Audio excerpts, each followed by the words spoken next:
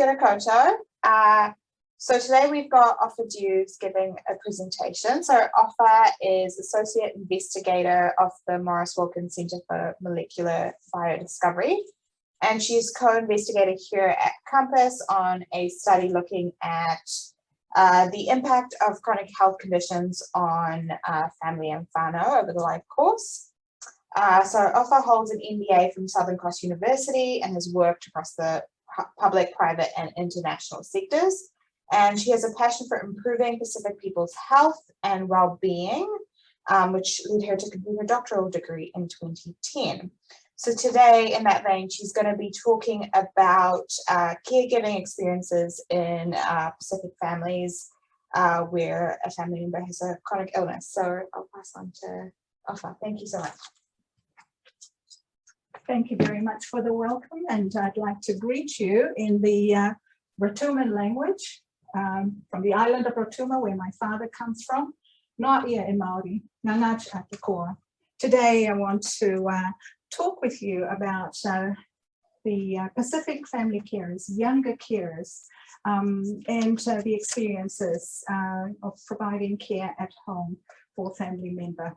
Today I will talk about the background to this study and include the question and objectives for it, the design and methods that we used, and I'll also share some of the findings, preliminary findings of the study, what they mean in terms of implications for future work and the next steps. If we do care about our family carers and we've heard their stories, what are we going to do about it? And I will close with acknowledgements. But within the presentation, I want to share one of our digital stories and a music video that was created in the earlier study where we focused on the experiences of older family carers. So by way of background, it's been estimated that there are more than 430,000 carers in the health and disability sector. And it's been estimated that family carers provide up to 90% of care for families at home. We know there are high levels of unmet needs and poor access to social and health services, and we need to understand better how to maximize the potential of the significant workforce in the Pacific family carers. They are an invisible workforce. The findings from our previous work with older Pacific carers pointed to the relentless task of our carers. And so we took those findings to the Ministry for Social Development, and it helped to inform the carer strategy over the period 2019 to 2023. And I have here a copy of the carer strategy. Within this, key areas that we need to focus on, and they've identified Pacific and Māori family carers, younger carers as well as the older carers. And I'd like to add to our background information the projected aging of deaths for Pacific peoples. The period for the projections here is over 2016 to 2038, and it is significant. If you see here the age bands for the Pacific peoples and the number of deaths, it's projected that Pacific peoples will be living longer and dying at older age, unlike at the moment where they're dying younger.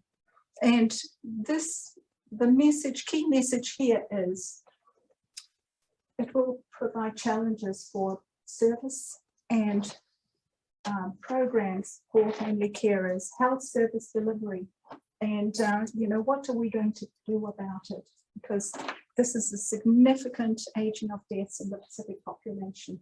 And I want to acknowledge the work that Professor Heather McLeod has done in gathering this information from District Health Board data and compiling the information and sharing it with me. So the question in the study, I want to say now that the focus is on younger carers, but within the presentation, I'll refer briefly to our experiences with the older carers. So the question in this study is, what are the experiences of younger Pacific aiga and the challenges they face while caring at home for family living with a disability, a chronic condition, or at end of life? And there are a number of objectives that we focused on in this study. We wanted to determine the caring experience of our carers, as well as identify the barriers and coping strategies that they were able to provide for themselves. A number of coping mechanisms were identified. And so it's important that while we acknowledge the huge challenges they faced, there were also benefits and learnings where they were able to cope with the tasks. In the study, we also wanted to explore how satisfied they were with their caring roles and how appropriate it was for publicly funded services to provide supports for the carers. It was also important for us to determine the extent to which expressed priorities for care were met. Priorities of the carer, as well as priorities of the family members that they were caring for. We also wanted to consider ways in which families and their communities could be better supported and identify what this meant for future work. What were the implications for service providers and policy makers? And importantly, also share the information of the research and talk to people who can do something about it. So in our design and methods, this was a qualitative study over 12 months, set here in Auckland. The participants were 30 aiga carers, aged from 16 to 32, predominantly female. And we also talked with key stakeholders, and there were 22 of them in 3 focus groups. We used in vivo to analyze the data, manage the data, and ensure that the information we gathered from the participants was respected. And now I'm at the stage of disseminating this information, talking to yourselves, but also in the community, with the families that were involved in the study, and with policymakers, people that can take the work to the next level and help to fund appropriate programs and services for the family carers. And we also received ethical approval for the study. I'd like now to share a digital story that we developed in the earlier research with older carers. 4 of our participants agreed to create their own stories. And for them, it was very important because it empowered them to talk about something that is very personal and sensitive, but also sad, but at the same time, uplifting for them to hold on to the memory of their loved ones. At the time when we worked over a weekend workshop, I found that I could relate to their story as well. So today I would like to share my digital story and the experience I went through caring for my father in a very, very short time in Fiji, before we moved to New Zealand. On 5th September, I gave birth to you, the youngest of my 3 sons. I was so happy, carrying you in my arms and bringing you home to meet Nana and Grandpa. And then they told me. While I was in hospital, Grandpa saw the doctor about the lump he felt in his stomach. The joy of welcoming you was soon overcome by the grief of farewelling your grandfather. He did not have long to live. Cancer. Mark, your brothers Royden and Graham have very fond memories of Grandpa. They would sit at his bedside and talk with him. When he became too weak, they would each take turns using Grandpa's fan to comfort him. As for you, Grandpa saw you every day in the first 4 months of your life. You never got a chance to know how kind, caring, and hardworking he was. Dad, I wish you could see Mark now. Who would have known then that he would one day paint ninjas on the university walls? After graduating from Elam School of Fine Arts, he won the New Zealand Prime Minister's Pacific Youth Award for Creativity and landed his dream job at Weta Workshop. Dad, the last time I heard you call my name, I looked towards you. Then face to face, for the last time, you softly said, "Thank you for everything." No, Dad, I thank you for everything.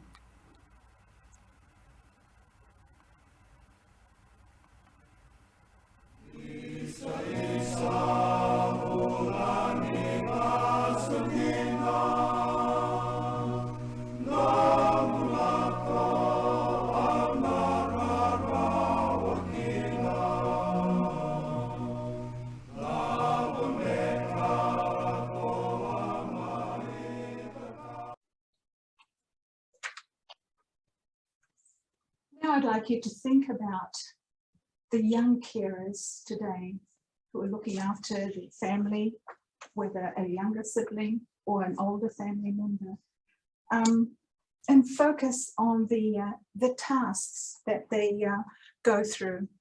I'll give you some examples about what they talked about.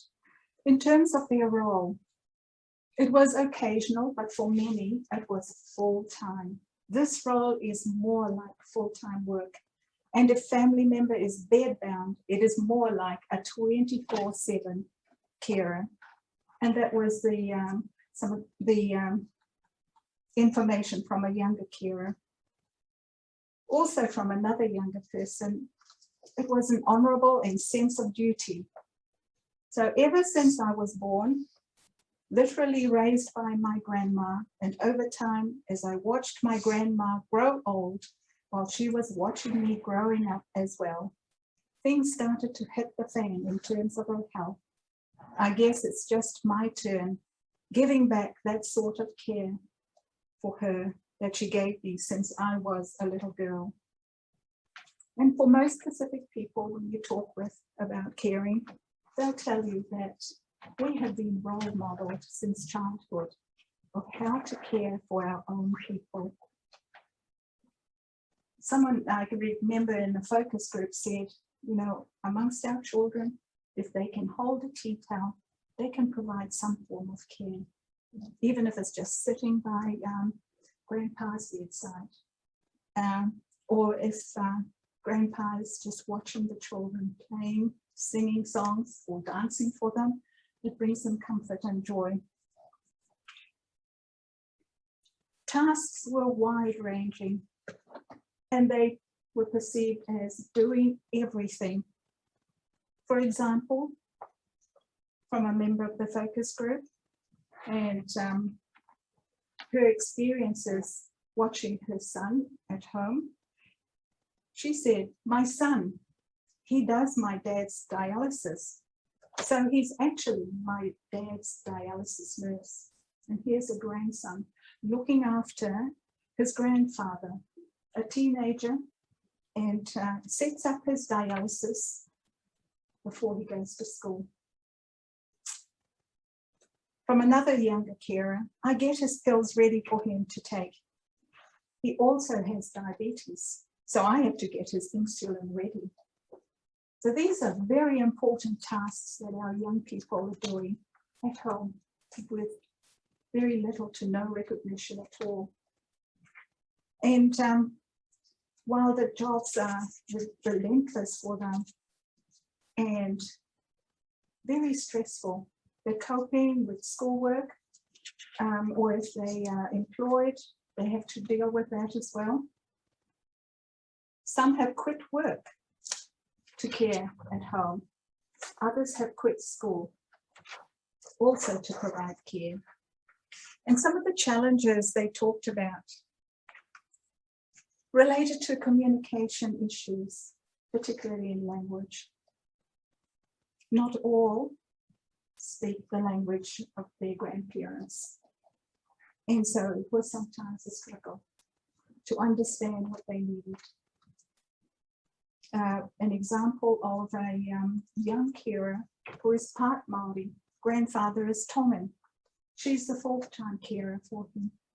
And so it was difficult to understand with very little English spoken between the two of them. And that's why it's important that culturally designed services and care is provided to meet the cultural needs of the families.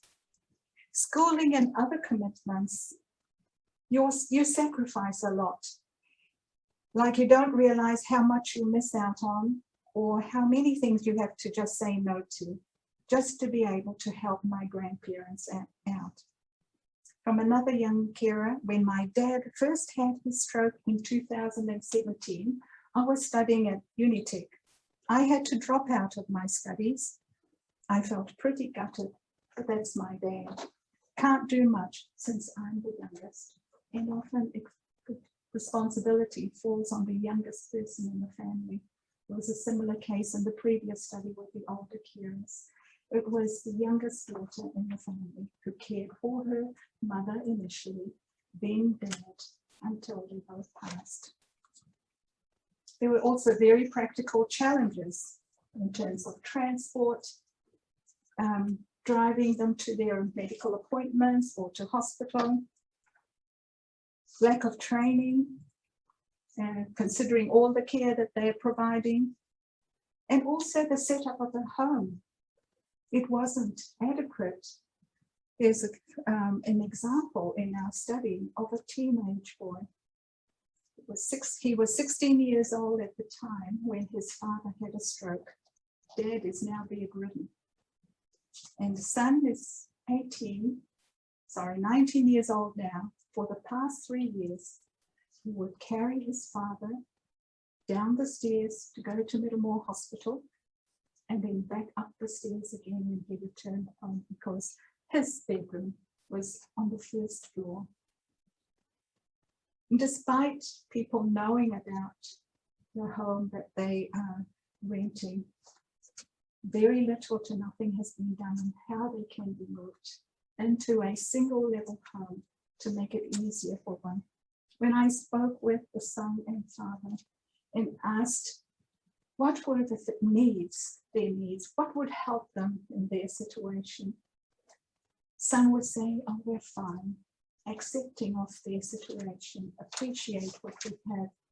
Father would call out on his bed, no, we need another home, single level, so you don't have to carry me up and down the stairs twice a week for dialysis at Middlemore Hospital. So in terms of needs of the carers, very mixed emotions from them. And it was similar with the older carers too. There was much sadness. There was also anger. I think it's important to realize that with a lot of stress comes anger and frustration. What do you do when you're really exhausted?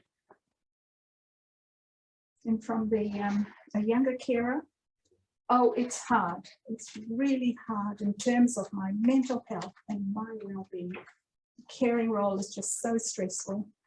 There were cultural needs as well. Yes, they want to do the best they can for their elderly family member, but are so limited because of the lack of skills or training or holistic support that the carer is receiving. And so other needs related to the practical, for example, equipment for use in the home, a hoist in the bathroom, information and training. There were mixed results with regards to information that carers could access, and for many, they just don't know where to go. They're fully committed to the caring role, very little time to seek information elsewhere. Finance was a huge issue for them too, as well as transport, as I mentioned before. The data we collected over the past year also coincided with COVID lockdown and restrictions here. And the carers experienced some issues during that time. For example, the cancellation of services, physiotherapy visits were not possible. Home carers, where families received 1 hour a week from a home care service. Even that was cancelled because of the COVID restrictions. So everything fell back onto the family members to care at home. And in the words of a younger carer, it was hard to get into my online classes because he was also in the living room. And if he needed anything, I'd have to put myself on mute and go and see if he needed a hand, and then ask my friends to let me know of any work that I missed. Social isolation was also an issue, more so during COVID, because families weren't able to visit them or go to church or, go to their old people's social programs. And so in the words of another carer, I was worried to go to school because I'm looking after grandma. I think it would be a high chance of putting her at risk if she were left alone. There were also difficulties with end-of-life priorities, example for funerals, limited numbers on who could attend funerals. And so the carers, also experienced these difficulties during those times. Some of the coping strategies that the carers talked about included physical activities like going to the gym. For one carer, mentally, I just like to go to the gym, or just burn it off in an active way, in a healthy way as well. Some would take the dog for a walk or just go around the block for walks. And time out, taking time out for themselves, getting out of the house is a big part for me because he's there 24/7, the full-time nature of the care. So for me, being away from home gives me the mental break that I need.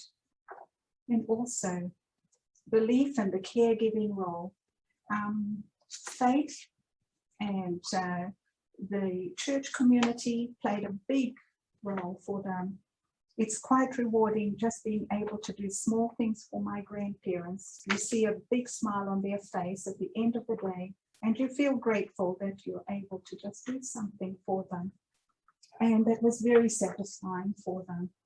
So exhausting, but very comforting to know that they've done something helpful, useful for their family, no matter how little the task. But mostly the tasks were enormous. Preliminary findings showed us that there are a range of significant lived experiences of the carers, very extensive and with major challenges. Practical needs were not all met, and accessing formal support was mixed. There is a definite need for financial help and training assistance to recognize what carers learn on the job. And for them, it's very important to provide care at home. Time out, as I mentioned earlier, was an effective coping strategy for them, and informal supports played a major role, like culture, families, church, community groups. And so these are the opportunities that we know amongst the Pacific communities where we can strengthen the supports for their family carers. So the implications from this study are that it's very important that our family carers are involved in developing programs and services to support them and their families. Strategic plans, policy, and services must be tailored to the specific needs of the family carer and the families at home. So, if so, then what? For me, it's to complete final data analysis from the study and take the message out. Thank you for the opportunity to share it with you, but it's also important that I talk with people who can do something about it. And to link back to the Ministry of Social Development carer strategy, where they identified the need for urgent information on the experiences of Pacific young and older caregivers. It's important for me to go back to them and show them, well, here's what we've done. You know, let's build on what we have now and create better opportunities for the family carers. Work with the key stakeholders. And I mentioned here Tui Moi Amanaki pilot project. When we started reviewing, collecting the information, the data for the study, we realized then how important it was to put this information to work. So in conversations with one of our research partners, the Tongan Health Society, they supported a pilot project, Tui Moi Amanaki, in the Tongan language that means believe and hope. And this pilot project was to identify the family carers and work with them, put them in touch with the services that need to know about them and provide the help that they need. They've just completed 6 months of piloting this initiative, and I'm hopeful that we have sufficient information there that the service provider can take to the next level and scale up this program and ensure that it makes impact for our communities. So in acknowledging the people who were involved in this study, I want to thank the Ministry for Business, Innovation and Employment for funding the study through the National Science Challenge for Aging Well.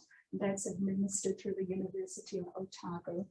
The Tongan Health Society, one of our partners in the research, as well as Pacific Home Care. Vision Matauranga, making sure that our work aligns with Vision Matauranga and the principles of engagement with Peoples New Zealand. I want to acknowledge also the important aiga carers, our family carers and key stakeholders. So, I have no commercial relationships with this close, but at this point I'd like to share a music video that was created during the time of our earlier study with older carers.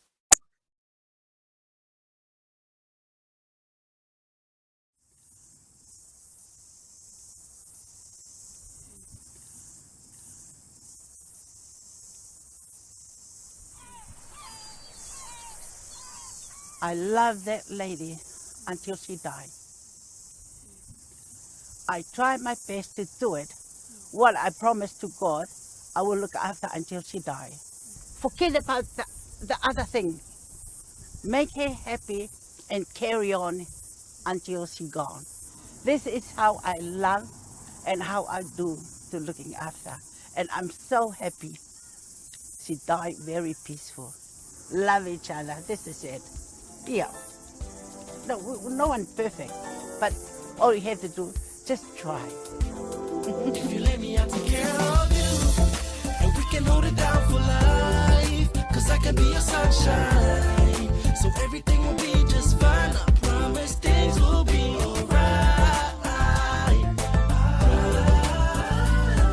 Never let nobody down. So let me hear you say, now mama told me you gotta get back to the ones that really care for you, and always look out for the ones that who was there for you. Though sometimes I feel like this life just ain't for me. I gotta stay strong, and you know I always stay true. You see, families forever, loyalties undeniable. In fact, love to my people, let them know I always have their back, even through the worst. You know that I will stand strong, united as we stand, divided once we all fall.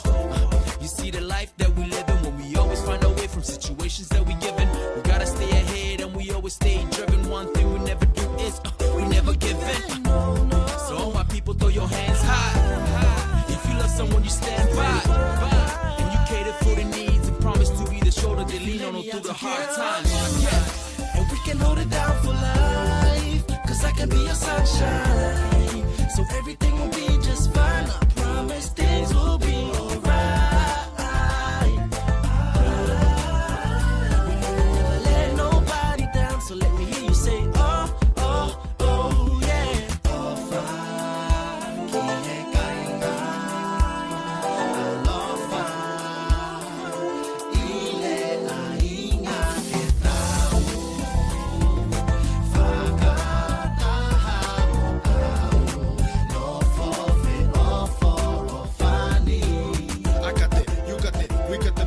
I aim to judge being happy, it's God's plans, understand. Giving care is more to caregiving. It's rarely be blessings out to all giving. And if you're tired, we're still here to this jam. We're jamming at the sky like limits, the smile is in it. Don't be sad, 'cause the world ain't over. Loving life, value night, peace on earth, make over. And we can hold it down for life, 'cause I can be your sunshine. So everything will be just fine. I promise things will be alright.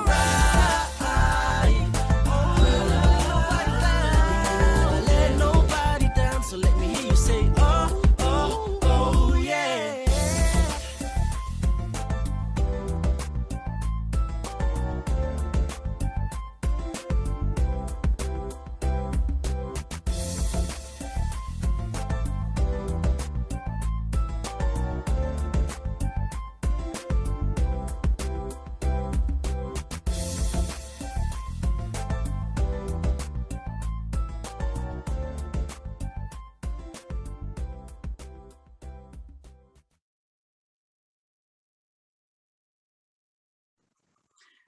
So the participants from our previous study took part in this music video. We gave the findings to a group of Tongan boys, a musical group called the Valiant Boys from Mangere, and they put the lyrics together for this song. They created the music, and you know, Anna, who features in the music video, passed away a year after we did this, and at her funeral service, her older sister talked about Anna and life growing up on the island of Aroha in the Kingdom of Tonga, and how, you know, Anna never went to school, but she went to university to do this music video, and they played excerpts from the music video at Anna's funeral, and I just want to acknowledge her and her family. Very proud of her for contributing to our study. And I want to refer to my digital story. Yesterday was my father's birthday, and he would be 104 years old. So I want to dedicate this presentation to my dad, and thank you very much for the opportunity to share this work with you today.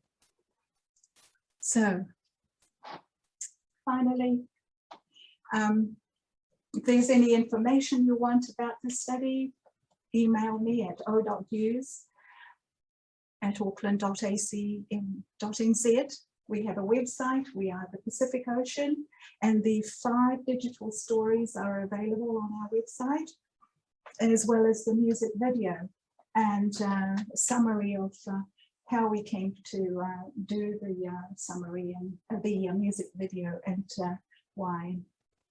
importantly, what brought it all together for us. So in the Rotuman language, Whaioksia ma'alalu. Thank you.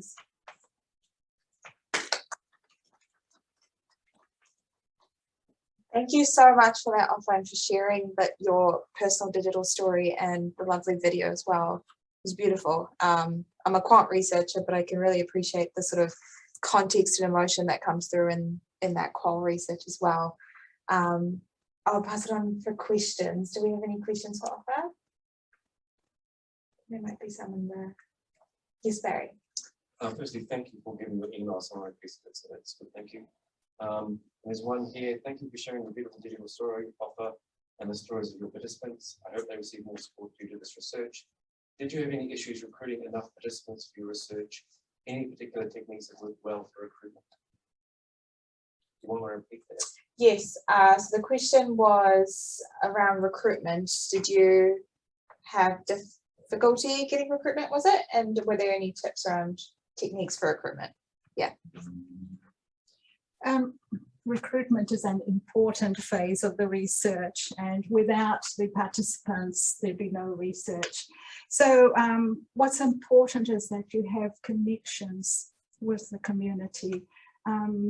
Even if you don't have direct connections, but there are other connections that you can reach out to. For example, one of our partners, actually two of our partners, an integrated primary healthcare service who works in the community and has close connections with the families that they support.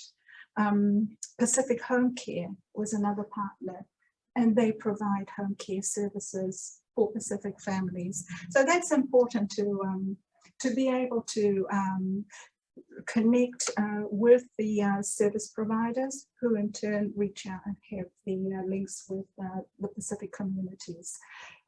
Also, having a link with church communities. The church that featured in the music study is the church I belong to. So through our connection, church networks, we are aware through our pastoral care of families that provide care at home. We also have connections through our research network.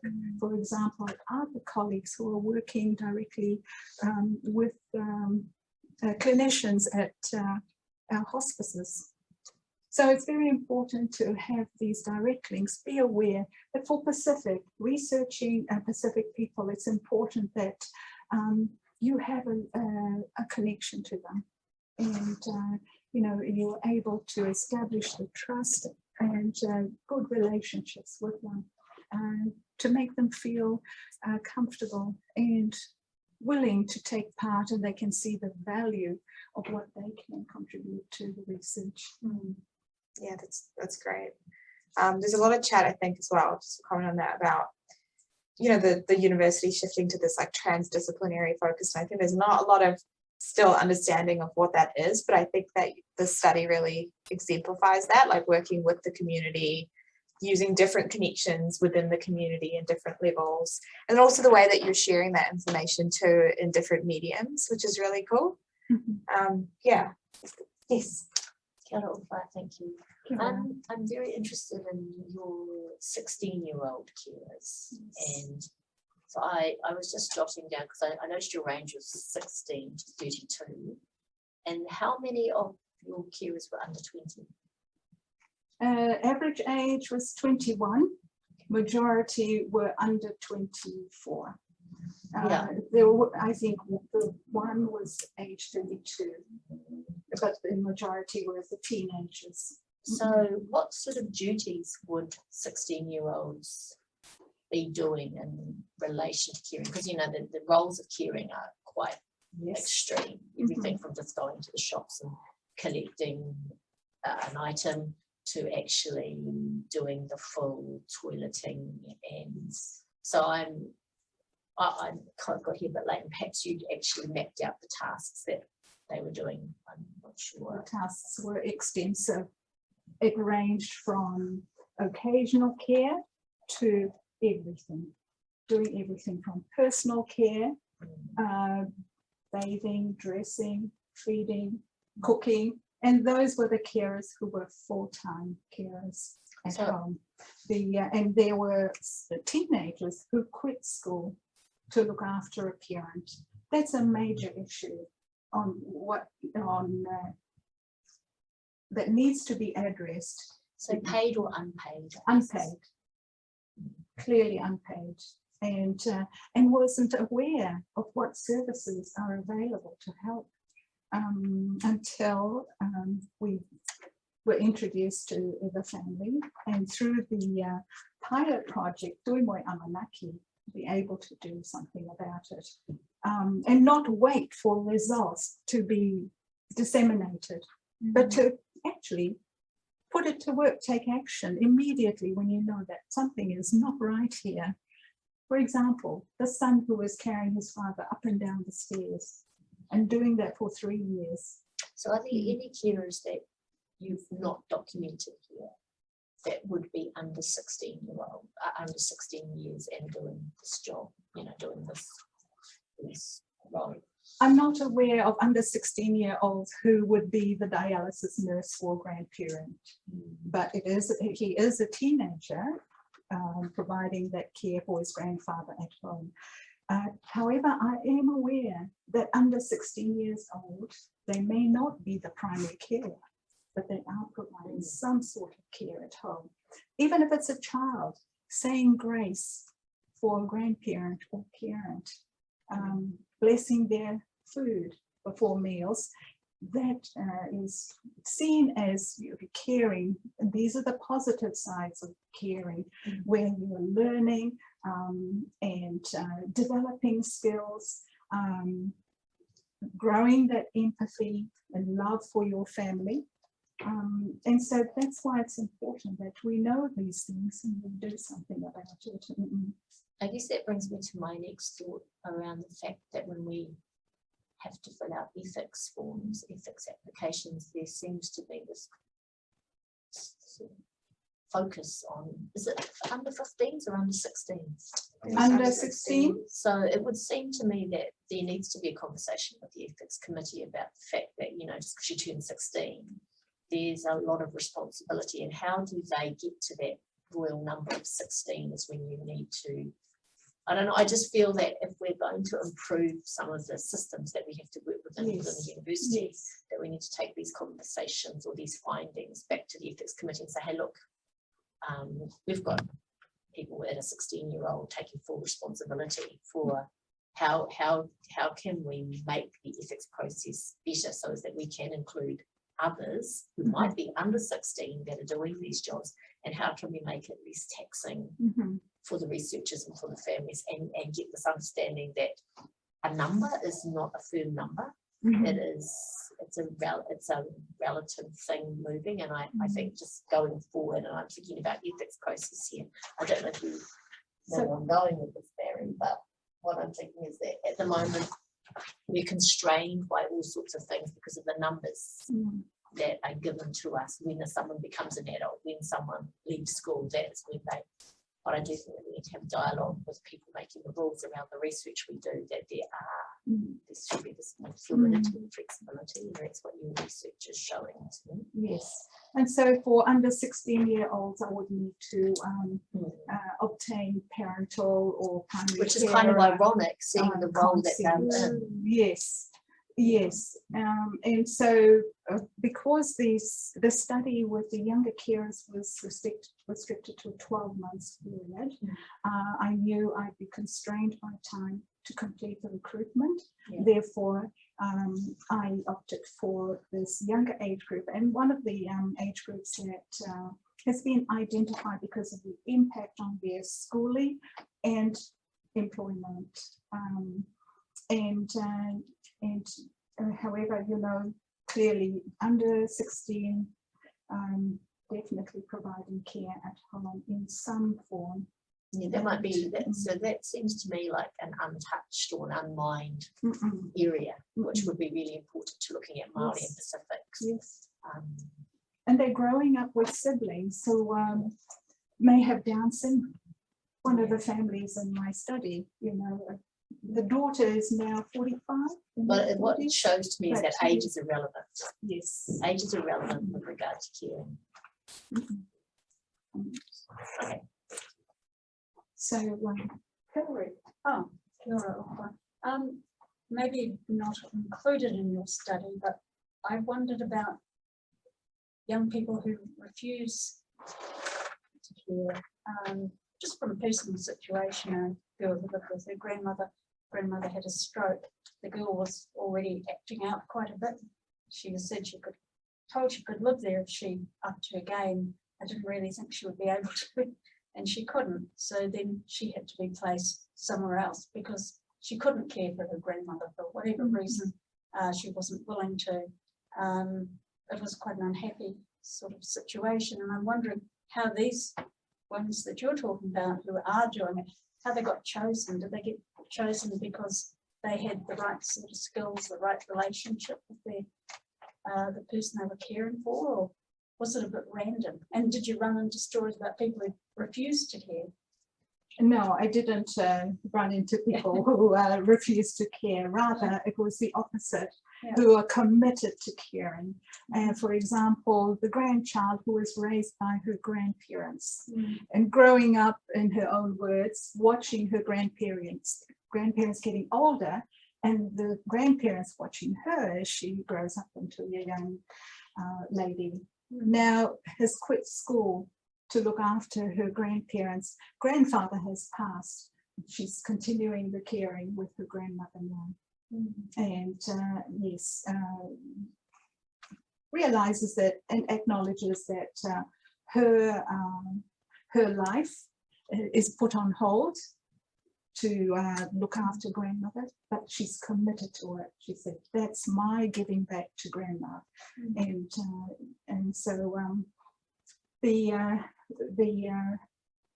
young son in the family who is not working quit school and was the appropriate one to provide the care. And because, you know, cultural also protocols for caring, son caring for a father or grandfather or daughter, especially when it comes to personal care and the cultural protocols around that. Daughter caring for mother or grandmother. And so this is why it's very important that their voices are heard. And it's empowering for the carers. Often they don't talk about it, especially the young ones. They keep it to themselves because they see that as an honor for them to look after their family. But it's important to get the message out there and see what can be done to provide a career pathway for them when their caring is complete. Where to? What's the next step for them? How can they be recognized for the skills that they've developed? And that's the next step, you know. If so, then what? Talking to training services. How can you develop a program where what our carers are doing can be acknowledged, so they can put it into their CV when it comes time to apply for work. They have something tangible that they can refer to, or if they want to resume their studies, that they can do so. Were there any other questions on the chat? Yeah, couple. First is a comment, really enjoyed the presentation, great work. Another one, whānau Lelei offer. Thank you for doing this important work. How do you think we can provide better educational support and opportunities for young carers? Malo. How do you think we can provide better educational support and opportunities for young carers? Yeah. I think it's important that now that we recognize that they need the support, that we work with them and their families, their schools, some are still working, going to school, and talk with service providers that can develop programs for them, provide social opportunities and groups for them, provide a network for them where they can be supported. But where the schools are aware of the needs of their students, that we provide that support to the schools. And it's even at higher level also, in tertiary education, students who are also caring for their families at home. So there's a lot of work to be done, but we can start here at this place and share with others and develop programs for them. And I think, I mentioned the pilot project with an integrated primary healthcare service provider. Something similar can be done in schools. We have nurse clinics at some of the schools. Maybe that's an opportunity to reach out to the school clinics and develop services with them. But they need to be culturally appropriate and people-centered and really target the needs of the carers. And then was there one more? Was that? No, just a thank you, another thank you. Oh, hang on. And another thank you. Any other questions? Yes, Barry. I've just got a question about the gender aspect. So what I could work out, 6 of the people that you were involved with were male young carers. And you also mentioned 20%. You also mentioned that the sort of expectations of daughters looking after, or granddaughters looking after a grandmother, for instance. Were there any, did you detect that a different type of caring was being provided by the males that you interviewed compared to the females? Or they're more or less providing the same type of care? Similar, but because of cultural protocols and respect, especially when it came to personal care of the parents or grandparents, or even a sibling, and it was out of respect. And so that was important to be aware of. The caring role was predominantly female, and where male members of the family provided support, they would do the heavy lifting.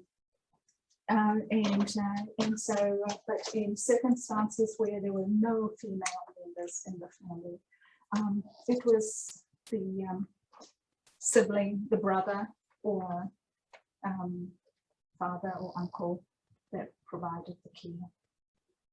So, everyone has a role to play in this, and I'm putting it out to the universe.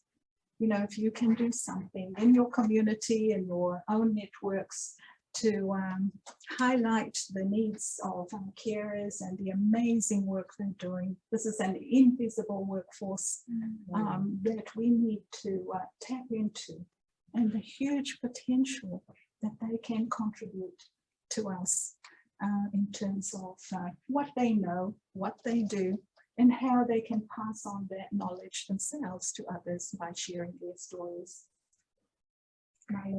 Thank Thank you so much. Thanks everyone for joining us.